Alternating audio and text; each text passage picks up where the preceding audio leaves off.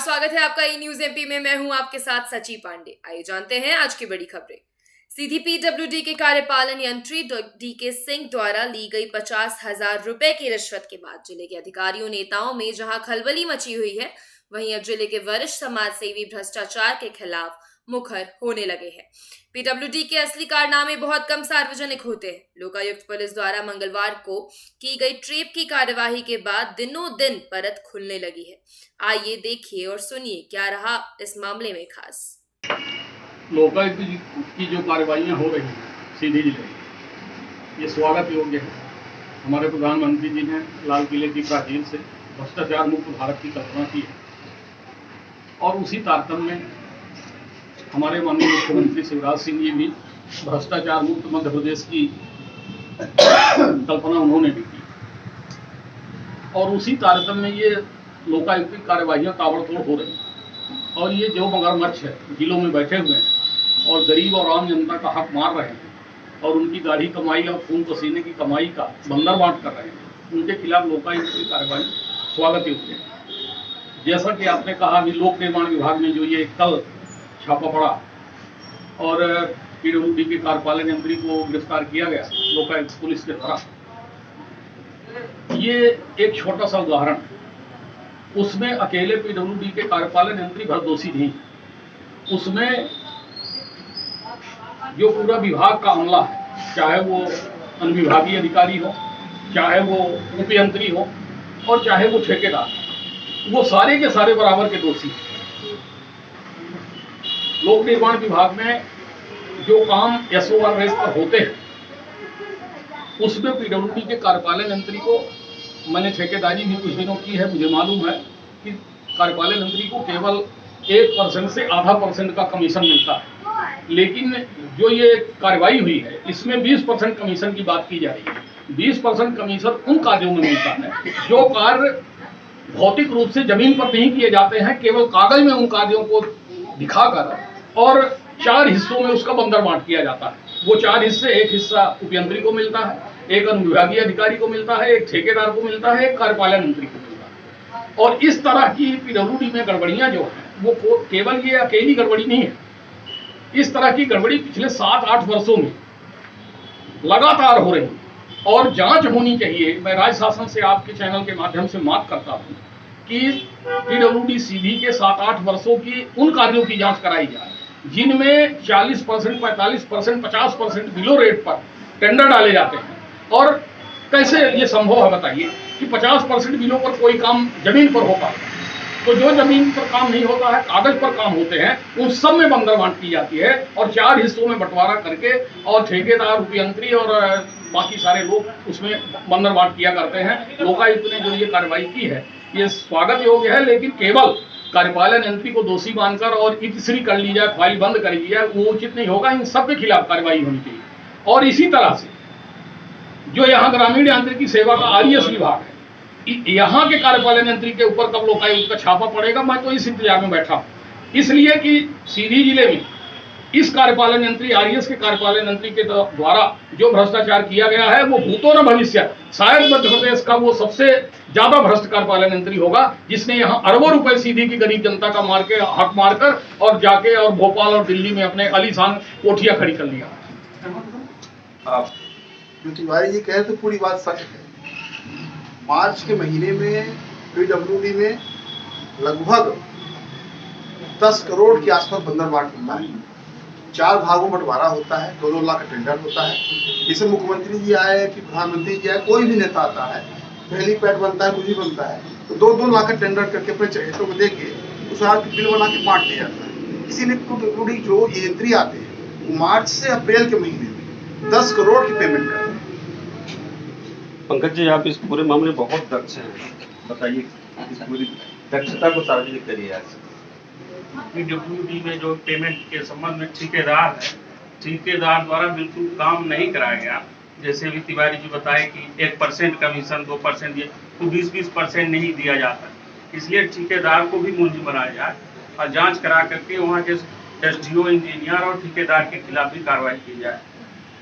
हाँ, हमारे बीच इस समय एक प्रखर वक्ता है जो बीजेपी के पदाधिकारी भी है, रविचंद्र सिंह जी परिवार।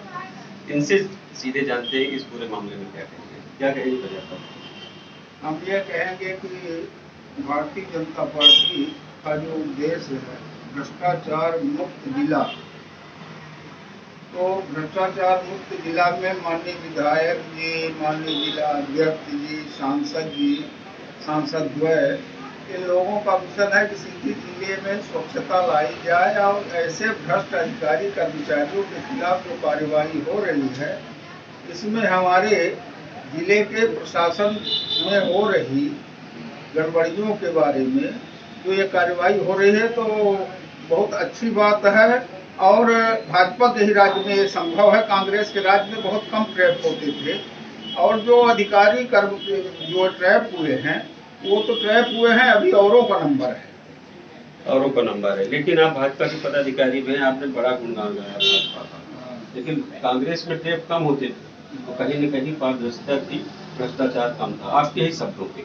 लेकिन आपके ही शब्दों पे हम मान सकते हैं कि भाजपा के राज्य में ज्यादा भ्रष्टाचार नहीं, भाजपा के राज्य में भ्रष्टाचारी पकड़े जा रहे हैं और कांग्रेस के राज्य में भ्रष्टाचारियों को संरक्षण दिया जाता है और भाजपा के राज्य में संरक्षण नहीं किया जा रहा है। और कौन से ऐसे विभाग हैं जो राडार में हैं आपके पास?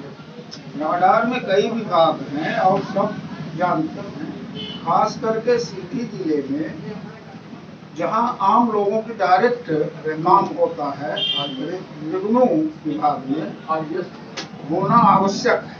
रेवेन्यू विभाग में अगर कुछ ऐसी कार्यवाही हो जाए तो वहां भी दक्षता है। जिला पंचायत सीधी की शिक्षा स्थायी समिति की बैठक जिला पंचायत सीधी के अध्यक्ष एवं शिक्षा स्थायी समिति के अध्यक्ष श्रीमान सिंह की अध्यक्षता में दोपहर जिला पंचायत सभा कक्ष में आयोजित की गई। बैठक में जिला शिक्षा अधिकारी के समस्त स्टाफ एवं अहरण संवितरण अधिकारी, विकास खंड अधिकारी की समीक्षा, जिला शिक्षा केंद्र अंतर्गत समस्त बीआरसी, बीएससी, सीएससी एवं शिक्षा केंद्र कार्यालय के समस्त अधिकारी कर्मचारी की समीक्षा, राष्ट्रीय माध्यमिक शिक्षा अभियान के एडीपीसी, एपीसी एवं सहायक समस्त अधिकारी कर्मचारी की समीक्षा, शिक्षा समिति से संबंधित समस्त विभाग, सहायक आयुक्त आदिवासी विकास विभाग एवं सामाजिक न्याय विभाग की समीक्षा की गई। अध्यक्ष श्रीमान सिंह ने अतिथि शिक्षक, कंप्यूटर ऑपरेटर जैसे पदों पर गैर नियम की गई भर्ती पर नाराजगी भी जाहिर की। उन्होंने कहा कि बेपटरी शिक्षा विभाग की गतिविधियों को दुरुस्त करना मेरा पहला मकसद होगा। इसी सिलसिले में आज अधिकारियों को हिदायत दी गई कि अगर समय रहते परिवर्तन नहीं दिखा तो दोषियों को बख्शा नहीं जाएगा। ये कार्यवाही इसकी भोपाल से हुई है, एमपी कान कंपनी से।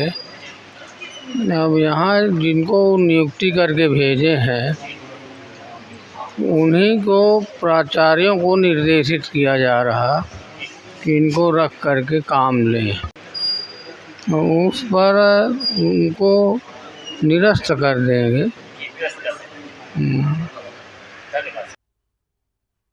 प्रदेश सरकार के गृह मंत्री नरोत्तम मिश्रा कल सीधी आएंगे। उनके आगमन को लेकर जिले में विभिन्न कार्यक्रम आयोजित किए गए। श्री नरोत्तम मिश्रा के आगमन को लेकर भारतीय जनता पार्टी द्वारा जोरदार स्वागत की तैयारियां की जा रही हैं। वह जिले के विकासात्मक गतिविधियों की समीक्षा भी करेंगे और पार्टी पदाधिकारियों कार्यकर्ताओं से मुलाकात भी करेंगे। वहीं मुख्यमंत्री शिवराज सिंह चौहान ने बुधवार सुबह 7 बजे श्योपुर जिले की समीक्षा बैठक ली, जिस दौरान कड़े तेवर दिखाते हुए उन्होंने श्योपुर जिले के खाद्य अधिकारी डीएसओ को सस्पेंड कर दिया। राशन वितरण से जुड़ी गलत जानकारी देने पर सीएम ने उनके खिलाफ ये एक्शन लिया। वर्चुअल मीटिंग में मुख्यमंत्री ने अधिकारियों से राज्य और केंद्र सरकार की योजनाओं पर टू द पॉइंट बात भी की। जिले की समीक्षा करते हुए मुख्यमंत्री शिवराज सिंह चौहान ने कहा, जो काम के बदले दाम मांगे उन्हें नौकरी से बाहर करो। सीएम ने कहा कि राशन वितरण में गड़बड़ी करने वालों को हम छोड़ेंगे नहीं। वहीं सोन नदी किनारे रहने वालों के लिए अलर्ट जारी किया गया है। बता दें कि बाणसागर बांध के 5 गेट खोले जा चुके हैं, जिसके चलते सोन नदी की सीमावर्ती क्षेत्रों में अलर्ट कर दिया गया है। बीती रात बाणसागर के 5 गेट खोले गए, जिसके चलते सोन नदी का जलस्तर बढ़ने के कारण नदी किनारे रहने वाले सभी व्यक्ति विशेष तौर पर ध्यान रखें और अपने मवेशी को नदी के तट पर न जाने दें और जो भी नदी किनारे व्यक्ति रह रहे हैं वह सतर्क रहें। सितंबर एवं अक्टूबर माह में पड़ने वाले त्योहारों को ध्यान में रखते हुए जिला दंडाधिकारी कलेक्टर एमआर खान द्वारा दंड प्रक्रिया संहिता 1973 की धारा 144 अंतर्गत प्रतिबंधात्मक आदेश जारी किए गए हैं, जिसके तहत कोई भी व्यक्ति सोशल मीडिया में किसी भी प्रकार के पोस्ट, संदेश, चित्र, ऑडियो या वीडियो जिसमें धार्मिक भावनाएं भड़क सकती हैं या सांप्रदायिक विद्वेष पैदा होता हो प्रसारित नहीं करेगा और ना ही भेजेगा। सोशल मीडिया के किसी भी पोस्ट जिसमें धार्मिक भावना एवं सांप्रदायिक भावना भड़कती हो को लाइक या फॉरवर्ड नहीं किया जा सकता। ग्रुप एडमिन की व्यक्तिगत जिम्मेदारी होगी कि वह ग्रुप में इस प्रकार के संदेशों को रोके।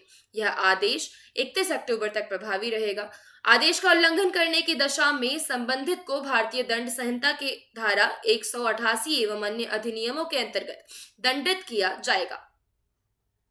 इसी के साथ फिलहाल के लिए इतना ही। मुझे दीजिए इजाजत। प्रदेश विंध्य की खबरों से अपडेटेड रहने के लिए हमारे YouTube, Facebook और WhatsApp से जुड़िए और हमारे चैनल को सब्सक्राइब करिए। आप रोज की खबरें हमारे वेबसाइट www.enewsmp.com पर भी पढ़ सकते हैं। इसके अलावा आप गूगल प्ले स्टोर पर जाकर हमारा ऐप E-News MP भी डाउनलोड कर सकते हैं। तब तक के लिए देखते रहिए E-News MP। नमस्कार।